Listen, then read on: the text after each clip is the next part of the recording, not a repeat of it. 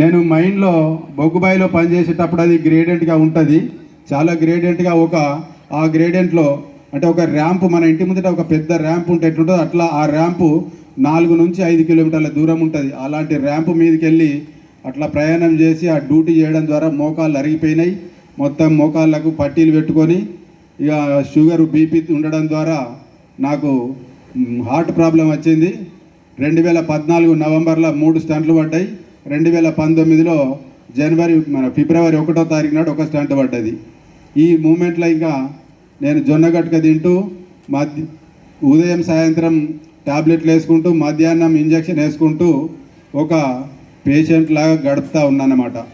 అలాంటి సమయంలో నా మిత్రుడు దేవిదాసు రిటైర్డ్ సబ్ ఇన్స్పెక్టర్, ఈ వెస్టేజ్ కంపెనీలో షుగర్కు మంచి మందులు ఉన్నాయన్న, ఆరోగ్యం బాగా అవుతుంది, నీ కాళ్ళ నొప్పులు తగ్గుతాయి, నీ షుగర్ తగ్గుతుంది, నువ్వు మా అందరి తీరు అన్నం తినచ్చు, నువ్వు ఏం బాధపడకు రమ్మంటే నేను ఆధార్ కార్డు ఇచ్చి ఇలా జాయిన్ అయిన తర్వాత ఒక నెల నాకు రవి సారును దేవదాస్ సార్ ఇద్దరు కలిసి గ్లూకో హెల్త్, నీము, ఫుడ్ ప్యాచ్, ఫ్లాక్స్ ఆయిల్, నూనె, తర్వాత రైస్ బ్రాండ్ ఆయిల్ కొనిచ్చిండ్రు.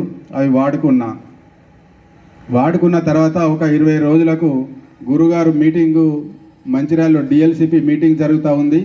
ఆ మీటింగ్కు రమ్మంటే నేను పోలే. అట్లా 4-5 మీటింగులు తప్పించిన 5వ మీటింగ్కి దోస్తు కదా పోకపోతే బాధపడతాడేమో అని, ఆయన బాధపడతాడని నేను పోయి ఎప్పుడు పోయినా అంటే మీటింగ్ అయిపోతుంది, ఇక 12 అయితే అయిపోతుంది కదా, లాస్ట్కి ఒకసారి ఆయన కలిసి హాజరుపడి ఇంటికి వద్దాం, చలో ఇక నన్ను మళ్ళీ మీటింగ్ పిలువడని బేఫికర్గా ఉండొచ్చు అనుకొని పోయినా. కానీ నేను పోయినా అప్పుడే గురుగారి మీటింగ్ స్టార్ట్ అయింది. నాకేమో జాగలేదు కూర్చుందామంటే. నేను వెళ్ళిపోదామంటే మరి నన్ను పిలిచినోనికి నేను కనిపించాలి ముందుగా. అక్కడ కనిపించకపోతే నువ్వు రాలేదంటాడు కదా, దానికోసం ఆడ వెనకాల నిలబడ్డా. మీటింగ్ అంతా అయినాక ఆయనకు ఒకటి నమస్తే పెట్టి వెళ్ళిపోవచ్చు అని. కానీ గురుగారు అక్కడ మీటింగ్ చెప్తా ఉంటే నేను వింటూ ఉంటే అప్పుడే ఎందుకో కనెక్ట్ అయిపోయి మీటింగ్ చెప్తా ఉంటే చాలా శ్రద్ధగా విన్నా. నిలబడే ఉన్నా కానీ శ్రద్ధగా విన్న తర్వాత గురువుగారు చెప్తున్నటువంటి ఆ మాటలన్నీ నాకేదో వశీకరణ మంత్రంలాగా అయిపోయింది. నా మీద గురువుగారి మాటలన్నీ వశీకరణ చేసినట్టు అయిపోయి ఆ మాటలకు అంత కనెక్ట్ అయిపోయి ఆ రోజు నుంచి ఈ రోజు వరకు గురుగారి మీటింగ్ ఎక్కడున్నా రావడమే, గురుగారి మాటలు వినడమే. నన్ను నేను మార్చుకున్నా. ఎందుకంటే ఇక్కడ వెస్టేజీలో నాకు బాగా దొరికింది ఏంటంటే ఆరోగ్యం అనేది చాలా 100% వచ్చేసింది. ఇప్పుడు షుగరు బీపీ లేదు. నేను ఈ గోళీలు బంద్ చేసిన, ఒక సగం గోళీ వేసుకుంటున్నా. ఇప్పుడు గట్కా బంద్ చేసిన, అన్నం తింటున్నా, స్వీట్లు తింటున్నా, మీరు అందరు ఏదైతే తింటున్నారో అట్లానే తింటున్నా. అదేవిధంగా నడవడం అయితే ఇంతకుముందు మొన్నటిదాకా 5 కిలోమీటర్లు వాకింగ్ చేసేది. అంతకుముందు పట్టీలు పెట్టుకొని ఉన్నోన్ని ఇప్పుడు 5 కిలోమీటర్లు రోజు 5 నుంచి 6 గంటల దాకా వాకింగ్ చేస్తూ ఉన్నా.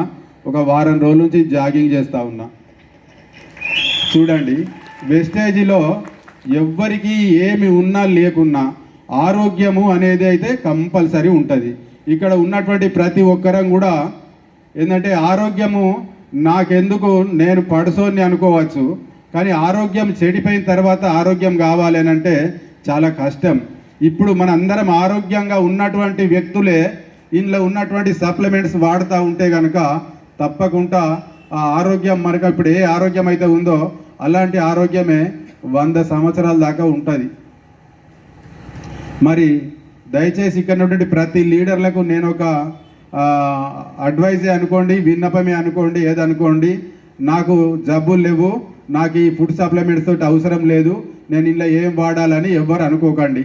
ఎందుకంటే ప్రతి ఒక్కరు కూడా ఇందులో మన అప్లైనర్సు, మన గురువులు, మనల్ని తీసుకొచ్చినటువంటి వాళ్ళు ఏమైతే చెప్తున్నారో, ఏ సప్లిమెంట్స్ అవుతున్నాయో ప్రతి ఒక్కటి, నాకు బీపీ లేదు కదా, బీపీకి అవసరం లేదు అనుకోకండి, నాకు షుగర్ లేదు కదా అనుకోకండి. గ్లూకో హెల్త్ అనేటటువంటి సప్లిమెంట్స్ మనం ఒక 2 నెలలు 3 నెలలు వాడితే కనుక మనకు షుగర్ ఏదైనా బార్డర్ కాడికి ఉంటే అటు నుంచి అటే వెళ్ళిపోతుంది. అట్లాగే కొంచెం కూసుంటే లేస్తే మోకాళ్ళ నొప్పులు అవుతూ ఉన్నాయి, బాగా లేదు కానీ ఏదో కొంచెం అయితే అట్లా అనిపిస్తుంది, మెట్లెక్కితే ఆయాసం వస్తుంది అని అనుకున్న వాళ్ళు కనుక మనం కూడా ఇందులో ఉన్నటువంటి ప్రొడక్ట్స్ వాడుతూ ఉంటే తప్పకుండా మనకు ఆ జబ్బులు రాకుండా ఉంటాయి. ఎందుకంటే నాకు ఫైనల్ స్టేజ్ అనుకున్నటువంటి నాకే ఈరోజు ఒక యూత్ లాగా తయారైపోయిన ఈ సబ్జెక్ట్ ఇందులో ఉన్నటువంటి ప్రొడక్ట్స్ వాడుకొని ఇప్పుడు నేను వాడుకున్న ప్రొడక్ట్స్ తోటి నాకు వచ్చినటువంటి రిజల్టు మరి మన గురువు గారి మీటింగులు విని అవన్నీ మైండ్కి ఎక్కించుకొని సిస్టానికి తల వంచి, ఎందుకంటే నేను సింగరేణిలో పనిచేసినప్పుడు మైనింగ్ సర్దార్గా పనిచేస్తే నా డౌన్ లైన్లో ఎప్పటికీ నా అండర్లో 200 మంది వర్క్ చేసేవాళ్ళు. సీనియర్ మైనింగ్ సర్దార్గా డిప్లేరింగ్ డిస్టిక్లో 200 మంది నా డౌన్ లైన్లో పనిచేసేవాళ్ళు. 200 మందికి నేను హడలే, నేను డ్యూటీ వాళ్ళు చూసేది. ఇవాళ రామచంద్ర రెడ్డి మొగదాని డ్యూటీకి వచ్చిండు అని మీదనే చూసేది. వచ్చిండు అంటే కథమే, ఇక నోరు మూసుకొని లోపలి పోయి పని చేసేది. ఇక రాలేదు అంటే వాళ్ళకి సంబరం హవా అన్నమాట. అట్లాంటి సిచ్యువేషన్లో అంత కఠోరమైనటువంటి అంత కర్కశత్వం అనేటువంటి ఒక దృఢమైనటువంటి ఒక స్ట్రిక్ట్గా పనిచేయించేవాడిని నేను అంతా. మరి అట్లాంటి సిస్టమ్ ఇక్కడ వెస్టేజ్లో పనిచేస్తుందా? చెయ్యదు. అది సింగరేణికి పనిచేసింది. అక్కడ అట్లా ఉండకుండా ఇక అక్కడ ఉదార స్వభావంతో ఉంటే అక్కడ నడవదు మరి. కాబట్టి అక్కడ అట్లా మోడల్ అవ్వాల్సి వచ్చింది. ఇక్కడికి వచ్చినాక గురువుగారి మాటలు విని ఈ సిస్టానికి తల వంచి ఇక్కడ నేను ఇప్పుడు నిజంగా ఇప్పుడు ఈ వెస్టేజ్లో బుడిబుడు నడకలు అడుతుంటాడు చిన్న పిల్లోళ్ళలాగా నేను భావిస్తూ ఉన్నా. ఎప్పటికీ నేర్చుకుంటా ఉన్నా. గురువు గారి దగ్గరే కాదు, నా టాప్ ఆఫ్ ద అప్లైనర్ అందరి దగ్గర నేను నేర్చుకుంటూనే ఉన్నా. ప్రతిసారి వాళ్ళందరినీ కూడా నేను రెస్పెక్ట్ చేస్తూనే ఉన్నా. ఇక్కడ ఉన్నటువంటి ఆ ప్రతి టాప్ ఆఫ్ అప్లైనర్ కూడా రెస్పెక్ట్ చేస్తూ ఉన్నా. Thank you. మరి ఈ సప్లిమెంట్స్ వాడుకున్న తర్వాత నాకు వచ్చినటువంటి రిజల్ట్ను, తర్వాత గురువుగారి మాటలు విన్న తర్వాత ఇది ఉన్నటువంటి సిస్టమ్ను నా స్నేహితులకు, నా మిత్రులకు, నా బంధువులకు, నా కొలీగ్స్కి నేను అనుకున్న ఒకేసారి అమ్మ 2000 మందిని జాయిన్ చేస్తానని చెప్పిన నా అప్లైనర్ తోటి. కానీ ఇంటికి పోతే మా పెద్ద కొడుకు చెప్పినారే, బిడ్డ మంచిగా ఉన్నదిరా సంప్లీ ఆయిల్ వాడుకుంటాడు, ఒక డబ్బా తెచ్చుకొని ఇది టేస్ట్ లేదు నాన్న వద్దన్నాడు. వింటారా ఎవరన్నా? వినరు. నా చిన్న కొడుకును కూడా జాయిన్ చేసి సిల్వర్ డైరెక్టర్ చేసి ఇలా చేస్తే నీకడ పొద్దుపోక ఇలా తిరుగుతాను, నీకెందుకు పని లేక ఊకోక అన్నాడు. సరే కానీ వాళ్ళిద్దరిని పక్క పెట్టేసి బయట ఉన్నటువంటి వాళ్ళతో చెప్తా ఉంటే 2000 మంది రాలేదు. కానీ తిరగంగా గురువుగారి మాటలు విని ధైర్యాన్ని తెచ్చుకొని గురువుగారు చెప్పిండ్రు, ₹1 ఎగిరేస్తే పడచ్చు పడకపోవచ్చు, ఒక 20 ఎగిరేస్తే ఒక 4 అన్న పడతాయి అని చెప్పడంతో ఆ మాట కనెక్ట్ అయిపోయినా.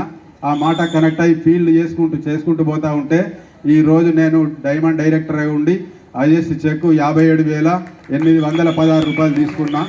ఎందుకంటే నేను 2019లోనే 35 సంవత్సరాలు పనిచేస్తే ₹150,000 శాలరీ. ఆ ₹150,000 లీడ్ చేస్తే లైఫ్ ఎట్లా ఉంటుందని ఆ టేస్ట్ నేను చూసిన. మరి ఇప్పుడు పెన్షన్ వస్తూ ఉంది, తర్వాత మిగతా ఆదాయాలు వస్తూ ఉన్నాయి. అవన్నీ నాకు నా పిల్లలకు మాత్రం అందులోకెళ్ళి నేను ₹1 ఖర్చు పెట్టినా కానీ మా వాళ్ళు ఊకుంటారా? పిల్లగాళ్ళు మా వాళ్ళు ఊకోరు, మా మిస్సెస్ కూడా ఊకోదు. ఆ పైసలని నాకు లెక్క చెప్పాలంటారు. రోజు నా సెల్ ఫోన్ చూస్తూనే ఉంటారు ఊకే ఇంటికాడ, ఎటు కొట్టిండు ఏమైనాయి అని. కానీ వెస్టేజ్లు వచ్చినాయి. ఇప్పుడు నా కష్టం కాబట్టి నా ఏదైనా చేసుకోవచ్చు కదా. అట్లా నా ఒక్కరికే కాకుండా నా లైఫ్ లైన్లో ఉన్నటువంటి ప్రతి లీడర్స్ కూడా చాలా వాళ్ళందరూ గ్రేట్గా వారు ఇక్కడికి వచ్చిండ్రు. రైజా మేడం వాళ్ళందరూ గ్రేట్ నాకు. ఎందుకంటే వాళ్ళందరూ వర్క్ చేస్తూ ఉంటే నాకు వస్తూ ఉంది కాబట్టి నేను వాళ్ళని కూడా ఎంత గౌరవిస్తా అంటే ఒక ఎగ్జాంపుల్ చెప్తా. మన ఇంటికి మన బిడ్డనిచ్చినటువంటి అల్లుడి ఇంటికి వస్తే